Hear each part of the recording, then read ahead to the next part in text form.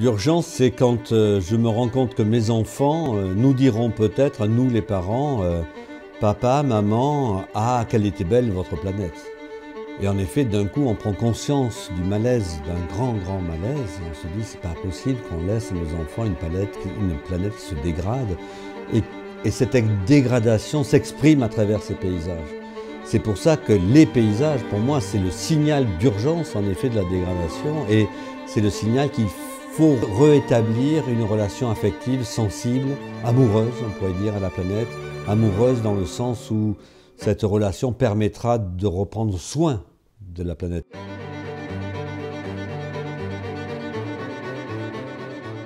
Je dirais que mon amour du paysage commence en 1976, où je découvre en effet la beauté de ces paysages et la jouissance que ça peut me donner, et la raison de vivre même. Ensuite, l'école du paysage à Versailles. Petit à petit, cette idée-là de créer un centre international où on parle de paysage, où on fasse de la recherche sur le paysage, est restée dans mon idée. Et j'ai eu cette opportunité à Nice, à un moment donné, de la créer. C'est pour ça que je mets toute mon énergie en œuvre pour pouvoir créer cette fondation des paysages. J'ai étudié le tourisme durable et dynamique territoriale en France.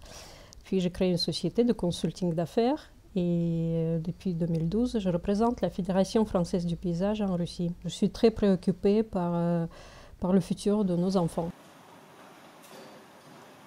On ne peut pas dissocier le travail de l'écologie, le travail scientifique, je dirais, du travail culturel et de la recherche culturelle et de la relation culturelle qu'on a au monde. On ne peut pas. Et je pense que cette relation-là, c'est la relation essentielle qui fonde la raison même de la création de cette fondation, des paysages, en effet, des paysages, parce qu'on trouve qu'on a perdu totalement toute sagesse. On pense que ça commence par les rêves et toutes nos vies, en fait, sont fondées sur cette subjectivité-là. Donc, à partir sans doute du sensible, à partir de l'amour et à partir des artistes, des poètes, des gens qui vont nous proposer d'autres visions du monde, d'autres comportements.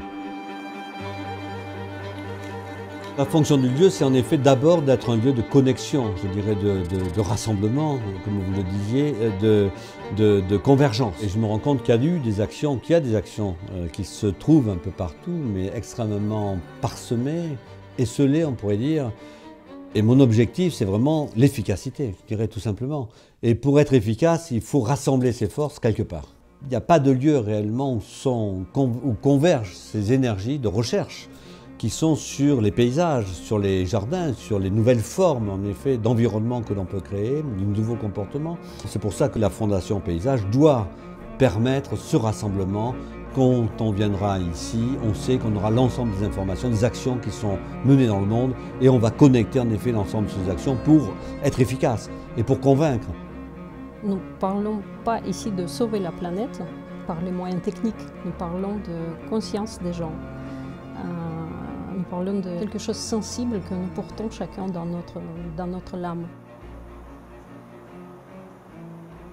Nice me paraissait en effet l'endroit idéal parce que c'est une ville paysage. C'est une ville qui va de 3000 mètres d'altitude à la mer, des neiges éternelles jusqu'aux palmiers éternels, on pourrait dire. Donc on a une palette extraordinaire, elle est extrêmement attractive.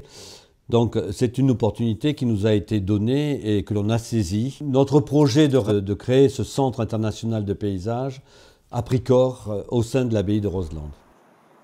Nice, c'est une ville qui a une histoire particulière pour la France et pour le monde entier, qui est connue dans le monde entier. C'est une ville qui se trouve à un croisement de chemins. C'est une ville qui a été fondée grâce à ces paysages et qui continue à exploiter les paysages pour son activité touristique. Une ville internationale où vous pouvez prendre l'avion, partir dans tous les pays du monde. C'est une ville qui accueille beaucoup de gens, beaucoup d'événements culturels. Et nous allons apporter cette petite brique. L'abbaye fait à peu près 1000 m², en 3 étages, 300 m². Donc on a prévu le premier niveau très accessible de faire le lieu de rencontre, d'exposition, de colloques. On a une grande salle pour faire des salles de conférences. En même temps, cette abbaye est un lieu extraordinaire parce que c'est vraiment un lieu de paysage, parce qu'on voit la mer et en même temps on rentre dans la montagne dans une espèce de grande cave immense, ils appellent ça une crypte égyptienne, une grande cave dans laquelle on pourra aussi faire des rassemblements. Et puis on a 1 hectare de jardin en terrasse dans lesquels on va pouvoir faire des vrais jardins expérimentaux. Donc on a prévu de recréer un véritable arboretum expérimental sur toute la végétation d'avenir, les plantes d'avenir, parce qu'on sait très bien qu'aujourd'hui, tout l'écosystème va changer.